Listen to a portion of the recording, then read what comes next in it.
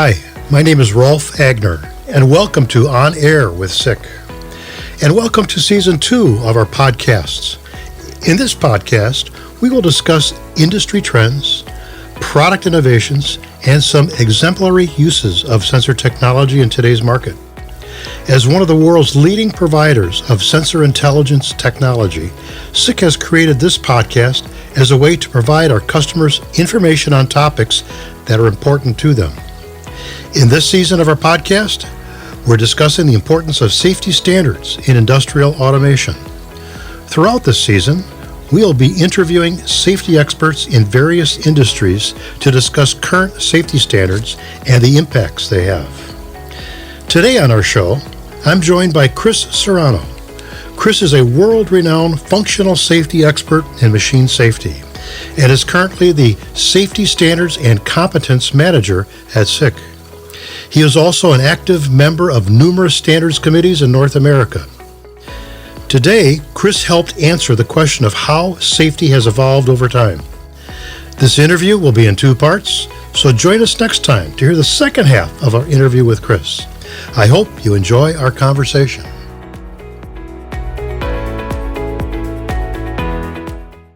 Good morning, Chris. I'm certainly glad that you could join us today. And I know you've been involved with safety for many years. And today we're supposed to focus on how safety has evolved over time. Can you give us a little history of safety standards and machine safety in general? Yeah, thank you, Rolf. It's a pleasure to be able to join you today, and hopefully I can address that for you. With safety, industrial safety specifically, we've seen the shift of focus in industry and society over the last 100 years or so. In the United States, for instance, many of us are familiar with OSHA, the Occupational Safety and Health Administration, which was formed by an act of Congress and written into law by Richard Nixon in 1970. So if we look at the history of just OSHA in and of itself, it's only been around for 50 years. But we know that industrial accidents have happened long before that. I think we saw a tipping point in society for what was acceptable injury and illness rates in industry, which really was the driving factor for OSHA to come into existence through the Occupational Safety and Health Act. And at the time, in 1970, we now had written into law requirements for employers to provide a safe workplace. And it was very clear that guidance had to be available to help the users, the employers, meet those requirements. And so what OSHA did at the time was they looked at industry consensus standards and said, what's the best thinking that's available? And tried to adopt those into law as a minimum requirement for industry in the U.S. Many times they took what was then the existing standards, sometimes standards that were published in the 1960s or earlier, and simply made them the law, and so this is now the law of the land, albeit that those standards have continued to evolve over the last 50 years to keep up with technology, with best practices, with industry trends. And then in other cases, OSHA looked at what was industry best practices and tried to slightly modify it to their view of what should be expected in the workplace. So that's where we come up with what's still in existence today, 50 years later, the laws that are established under regulation by OSHA are still minimum requirements that, given were best practice 50 years ago, but may not be so today. So in light of that, we have this minimum expectation in the region, yet standards, technologies, best practices, all these things continue to evolve, and therefore the source documents that OSHA used also continue to evolve. So now we have standards that have been revised 5 or 6, 7 times since OSHA first adopted them as law. And so we start to see more of a gap between what is expected from a regulatory standpoint versus what is expected in the marketplace. And so as standards evolve, as technology evolves, we have to also evolve and understand that society has changed, the workforce has changed. It's not predominantly male workforce like it was 50 years ago. Therefore, things like ergonomics and anthropometrics and things need to adjust to the current workforce. We have a gender-neutral workforce. We have many different ethnic backgrounds exposed to hazards in the workplace, and standards have to represent that. We need to have standards that provide safety to everyone in the workplace, not just a subset of them. So we've seen this evolution and this kind of paradigm shift in industry over the last 50 years, and in some cases, we have only slight deviation, and in other areas of industrial safety, we start to see larger areas of deviation. Very, very interesting. My background with safety has always been with industrial machinery and safety involved around that. What about safety standards and beyond industrial safety? Has there been much change as this has gone on throughout the years? Has there been more or less involvement with personal protective devices in general type of applications other than just industrial machine safety? Yeah, absolutely. Especially in the last 5 years or so, I think the line between industrial safety and non-industrial safety, if we want to call it that, has been blurred. Even if we look in the last year or two, we start to see mobile platforms, mobile equipment, autonomous machinery, autonomous robots roaming around doing things which are built on chassis or platform of a traditional industrial machine, but we see these abstract or new ideas of how to deploy these traditional machinery applications into environments or areas that serve the greater good. If we look at industrial mobile robots as an example, whether it's a traditional 6-axis articulated robot on a AGV, on a guided vehicle, or if it's simply a autonomous platform that's driving elements from point A to point B, obviously there's great application opportunities for those in industry, but we've seen those bleed over outside of the industrial environment. We see them being deployed in grocery stores. We see them deployed in medical facilities. We see logistics applications where AMRs, IMRs, autonomous mobile robots or industrial mobile robots are being used to transfer luggage in an airport or packages in a shipping facility. And that fixed line of what's industrial, non-industrial, becomes blurred really quickly. Traditionally, an industrial environment, you're encased inside of a building, so it's an indoor application. You have some control over the people that are exposed to the hazards. It's typically an adult population with a certain level of education, a certain level of comprehension of hazards. We can increase that competence through training and education and simple just on-the-job training. And in that fixed industrial environment, you can control everything, most of the things that are going to be affecting the overall safety of the workplace. But as soon as you open up a door and let the machinery drive on its own outside to a truck, now you introduce another caveat that's not controllable with the environment, whether it's sunlight or precipitation or fog or temperature, all these things add a whole nother level of complexity to the application. If you deploy it in a grocery store, for instance, it's one thing if the doors are locked and the mobile platform is running around after hours where only employees are exposed.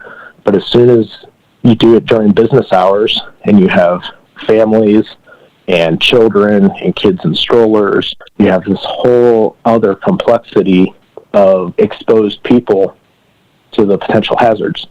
And so the concepts of industrial safety, we start to see need to evolve to better suit the current applications.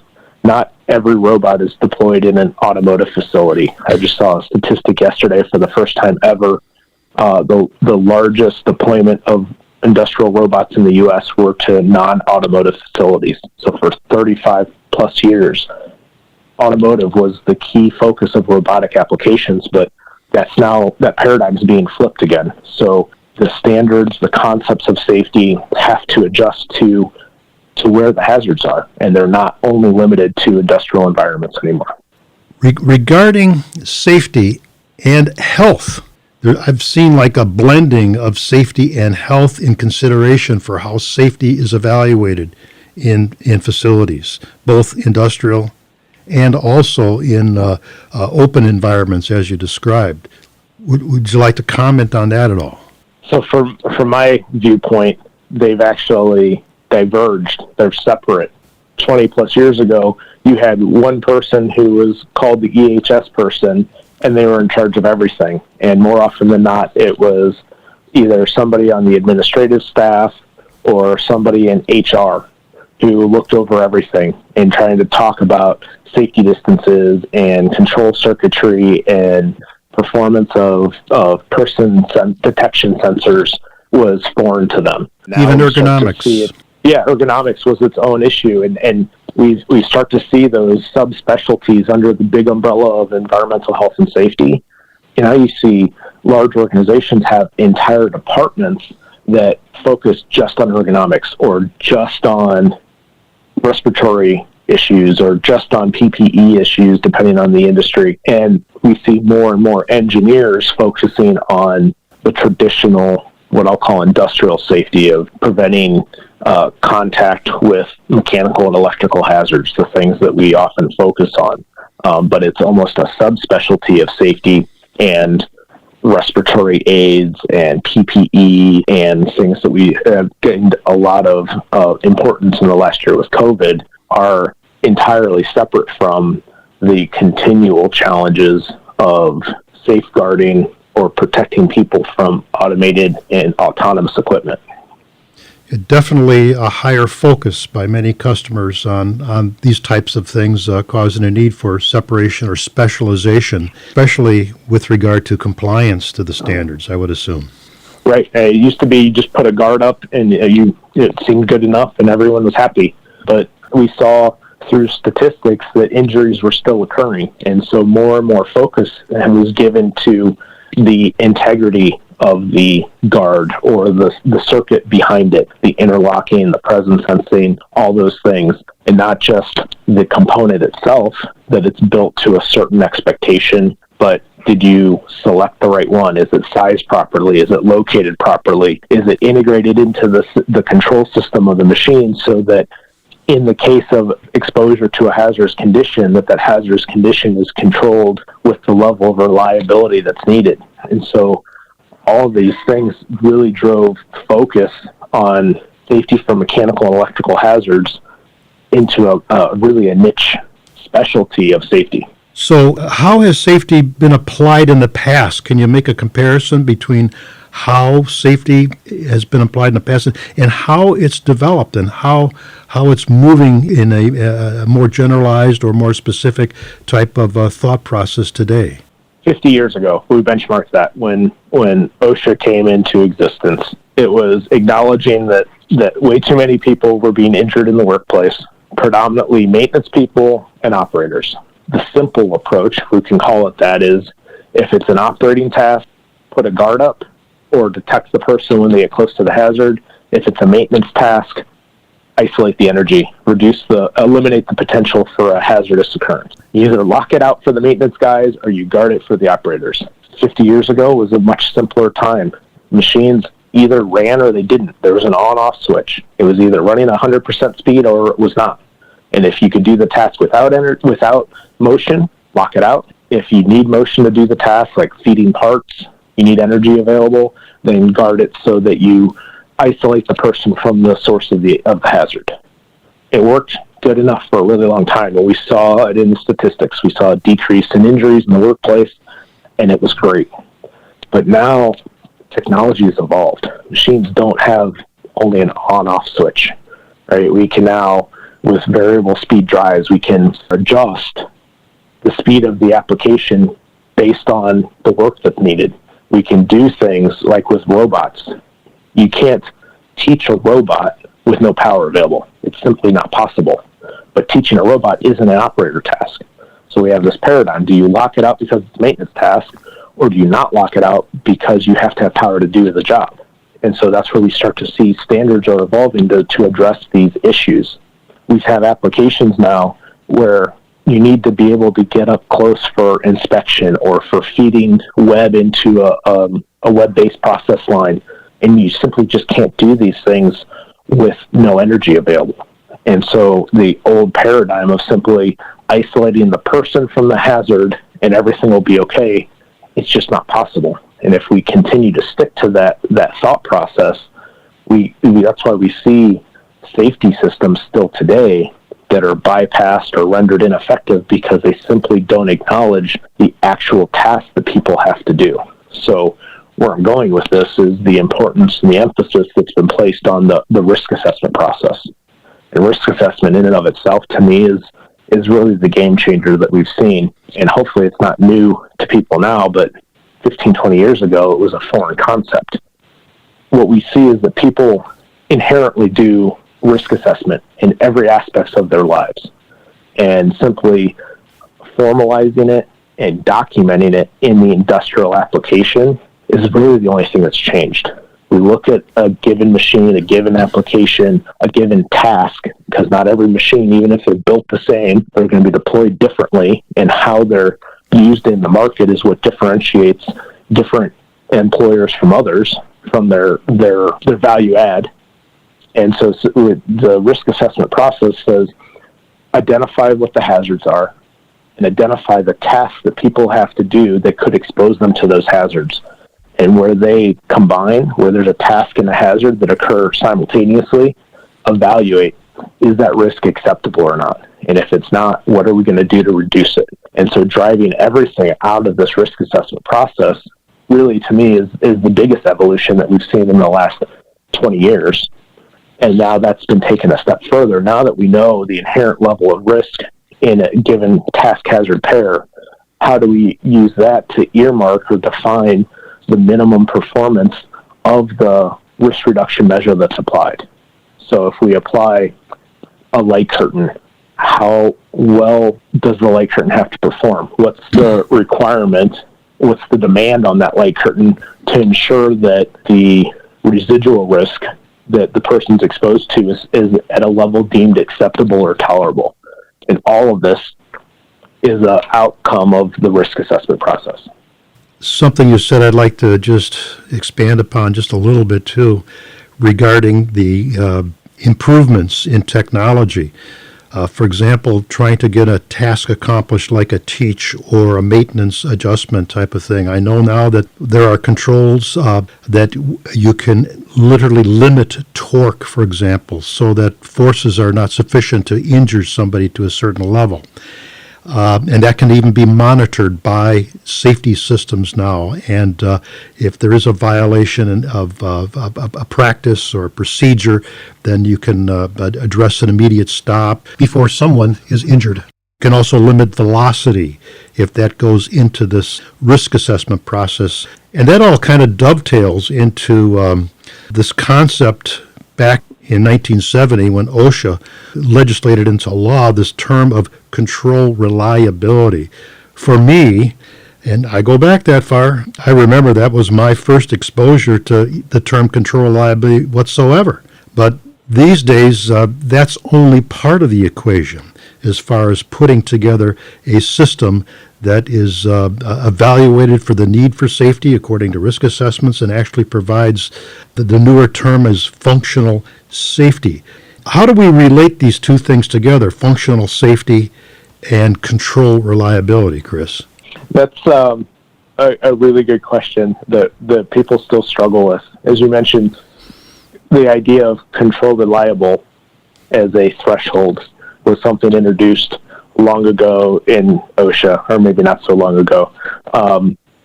In the press industry specifically, there's a OSHA regulation 1910.217 for mechanical power presses that says the safety system has to be control reliable.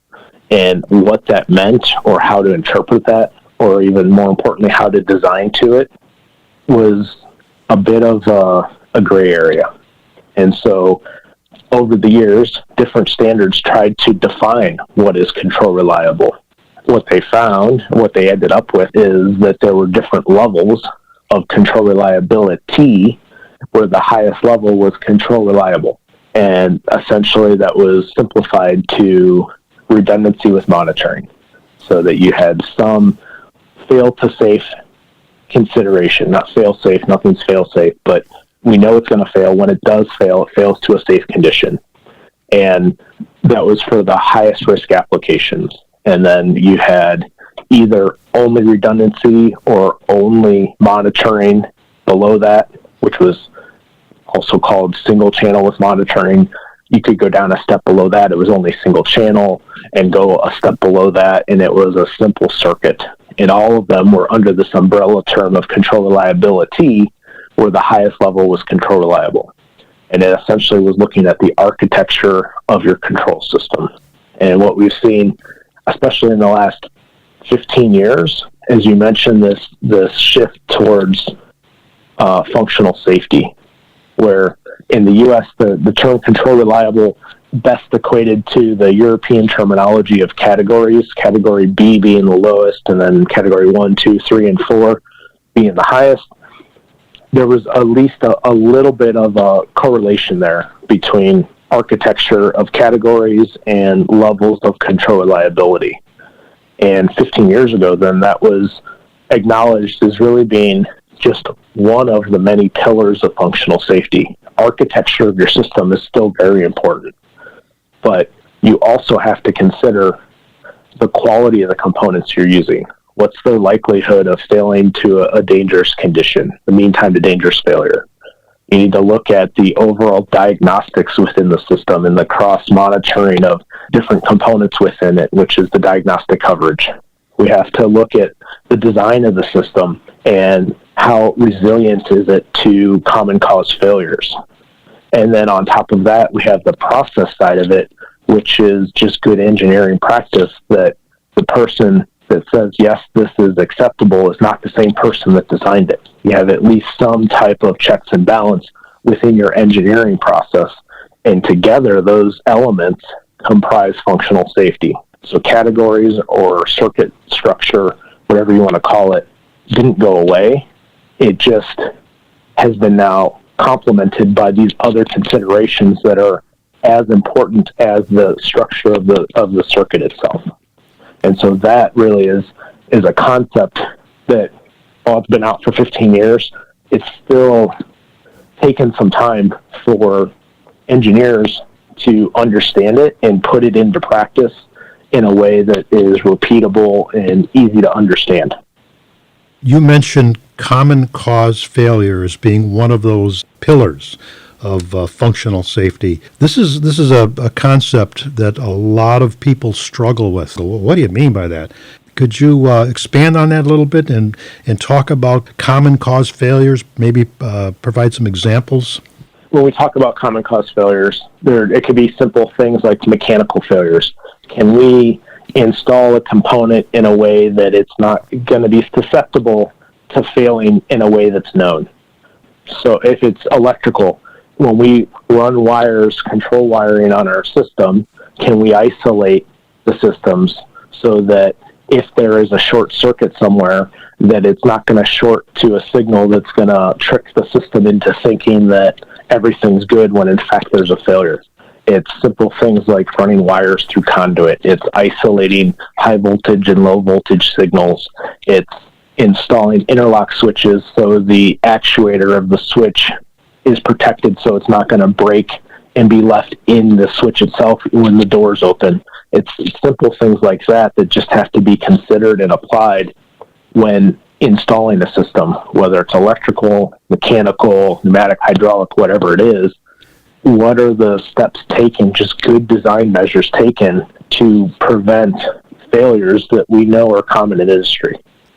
I could think of an example of what you're talking about, and what I've seen in practice over the years too, and that is that there was a lot more conduit used on industrial machinery years ago than there is currently, especially with the advent of structural shapes of aluminum and putting machines and assemblies together like that.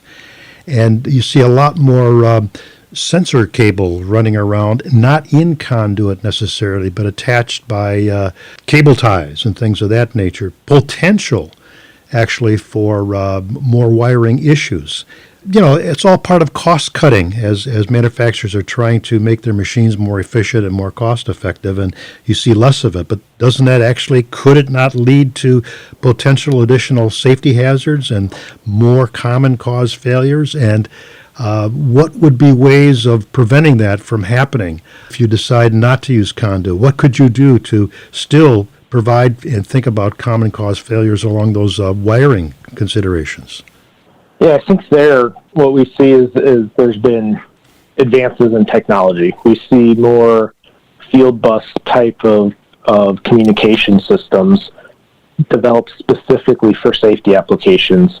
So you can have multiple signals where there's diversity in the signal pulses, so that a short on one would be detected by the other. So I think some of that we're seeing that 20 years ago would have been forbidden. Now we're seeing it's becoming a bit more common because it's being compensated by the technology behind it. What looks like a simple cable isn't really a simple cable. There's a lot of technology and processing and evaluation of the data that's being transferred through those cables. And yes, they can still fail, but with today's technology, with those bus systems, if the wire gets cut, it's going to fail to a safe condition. Whereas in the past, you had just two dumb wires saying go or don't go, and if one cuts but shorts to another, and it should be signaling that the door is open when the door in fact is not, that was much different, right? So the technology and the monitoring of the signals going through the wires has advanced such that we can see a simpler mechanical installation of them in some cases, which is still considering the common cause failure topic, but it's doing it through technology rather than through mechanical means. Yes, this whole subject is virtually something that could be addressed in an entirely different conversation, because we could really get into it in far greater detail. Now, a lot of this technology, especially some of the bus technology and this Internet of Things and Industry 4.0 and all this kind of thing, I didn't hear too much about. In fact, I would ask whenever I visit a customer, what are you folks doing in your facility with regard to this? And a lot of people shrug their shoulders. What are you talking about? There weren't. But I'll tell you, in the last 2 or 3 years, I'm getting a lot more positive replies, and people are doing it. And a lot of it seems to be originating from Europe. Is there a difference in the regulations in Europe than there is in North America, or even in South America, which is really an expanding industrial location these days? I don't think the standards are different. I think it's more of a societal acceptance of those concepts. As you mentioned, the whole concept of Industry 4.0, it's been a buzz term for a while now in industry, and we often only heard managers and salespeople talk about it. It was this great new concept. It was the buzzword that people wanted to throw around, but you ask people on the plant floor, you ask engineers, what is it? And people would shrug their shoulders. But I think to your point, especially in the last year with the pandemic and everything we've seen, where manufacturing and automation at large has really been challenged to do more with less. So do more throughput with less manpower. And so part of that is, how do you adapt your automation systems for what I'll call smart manufacturing, right? It's an offshoot of Industry 4.0, or it's the same thing depending on how you want to look at it. But the whole idea of mass customization. Do I need to build individual automation processes to build 5 of each thing when they're all just variants of the same core thing? And again, kind of an offshoot of the automotive industry. You have one make or model of car that comes in all kinds of colors with all kinds of features and all kinds of classes within it, that there's some cars claim they have 20,000 variants that could be ordered. You don't create 20,000 manufacturing lines for it. You add that flexibility and customization to the process itself. And now we're seeing that outside of the automotive industry. We're seeing where society as a whole wants some ability to control what they get, and they want to customize the product they receive to match their exact need. And so that smart technology, the flexibility on demand, all of this is Industry 4.0 that I think just in the last year, people have been forced to really get their arms around and figure out how to implement these ideas. The ideas were great. They might have been a little bit ahead of their time, but thankfully they're in place so that when the pandemic hit and when these challenges to automation industry at large, that the backbone was there so they could start to really implement it in the real world and use the guidance to help drive it in a standardized fashion. There still are some difference in concepts of who is really responsible for making sure industrial machinery is safe. Is it the end user? Is it the OEM? Is it the integrator who's putting these things together? And there's a basic difference in concept between some of the global standards, European standards, and North American standards. Could you expand on that a little bit? Yeah, absolutely. To your point, in a perfect world, everyone is a stakeholder in safety. The entity designing the machine, the group integrating it into a specific application, the organization that buys that machine and puts it into use to build their specific product, as well as the people at the plant floor who are operating and maintaining and working with the machine day in and day out. So in a utopian approach, everyone has some stake in the overall safety of the application. When it comes to regulation, which is government driven, in just about every corner of the world, we know that utopian paradigm isn't always achievable. And so they put legal responsibility on different stakeholders. So what we see in the European Union, where the machinery directive is essentially the law of the land, it says that any new machine placed on the market has to be safe, right? It has to carry a CE mark on it, and it has to meet the essential health and safety requirements of the machinery directive. And in that model, new machines coming on the market, as long as they meet a minimum requirement, are considered acceptable level of safety. And then there's the use of work equipment directive, which complements it, which just says the employers need to maintain the equipment in its safe working condition, and any modifications to it have to be done according to whatever current standards exist. In the North American paradigm, the legal responsibility, is placed on the employer. So the employer who's buying a machine and hiring people to work on that machine is responsible for making sure that that machine is safe. I can't say that one system is better than the other. They both have their pros, they both have their cons. But again, if we look at it more holistically, safety of the person should be everyone's responsibility. So we try to acknowledge that in industry, and standards have to help support that. But to your point, the regulatory environment is different, and because of that, as standards are written, they do have a slight deviation. So most international standards have been developed from European standards, and those European standards were written very much to align with the law of Europe, which was building safe machinery. So requirements for the machine builder to build a new machine tomorrow. Whereas in North America, where the regulation is the user has to make the machine safe, whether it's a new machine or an old machine, whether they built it themselves or not, as soon as you hire someone to work on that machine, you now take the responsibility legally to make the machine safe. Our standards in North America have been very much focused traditionally at the end user market. So not only new technologies, but how do you apply best practice and safety to machines that are 50, 60, 70, 100 years old that are still in use in the market. And so that's where we still kind of see a little bit of deviation between American standards and European standards. Most other regions of the world have aligned a lot with the European approach. So South America, for the most part, is aligned with the European approach where the new machines have to be built to a certain requirement. There's always going to be a bit of a stopgap that needs to be addressed for machines that are already in place in the market, and what is done to make sure that people working on old machines are also made safe.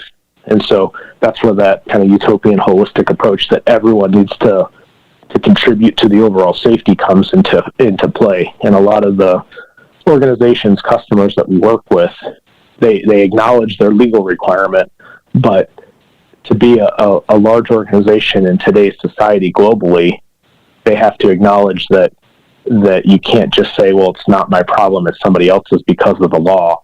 You have to take a more holistic approach and get everyone involved. So being educated on the requirements and sharing those responsibilities with all the stakeholders as necessary through the life cycle of machines, so that you involve your suppliers at the design phase to think about safety, that your integrators are considering it as they integrate custom solutions, and that your plants and your plant managers, your plant EHS people are able to do what they need to do to maintain the machine safely, and still train the operator of what to do, what not to do, make sure they know where residual risk resides, and how best to avoid those scenarios.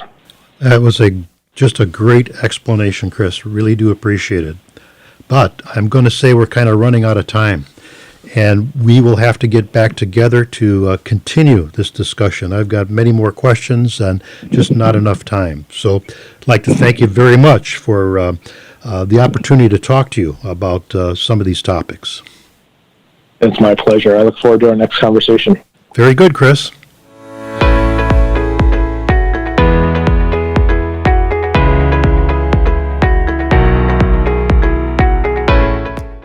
Well, that's all for today's episode of On Air with SICK. Thanks for listening, and thank you to Chris Soranno for providing expert insights on the history and evolution of safety standards. Join us again next time for part 2 of my conversation with Chris, where we discuss trends in safety and safety standards. If you ever want more information on anything we talk about on this podcast, send us an email at info@sick.com. Until next time, I'm Rolf Agner, and this has been On Air with SICK.